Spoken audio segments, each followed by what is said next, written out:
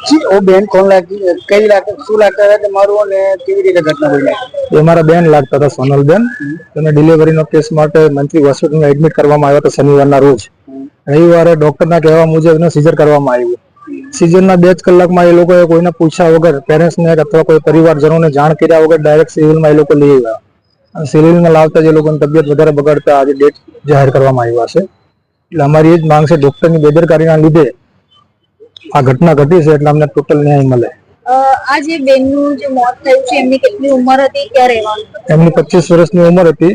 એ સચિનની અંદર ભવાનીનગર પાલિકાની અંદર રહી છે. એમને અગાઉ બાળક? હા, એમને અગાઉ એક દીકરી હતી અને અત્યારે દીકરાનો જન્મ થયો હતો. તે પણ હોસ્પિટલમાં સારવાર મુજબ છે. मैत्री हॉस्पिटल क्या આવ્યું ને એનો મૈત્રી હોસ્પિટલ સચિન રેલવે સ્ટેશનની બાજુમાં સૌરભ કોમ્પ્લેક્સની અંદર છે. તેના માલિક મનીષાબેન શાહ કરીને છે, તે જ સંચાલક કરે છે.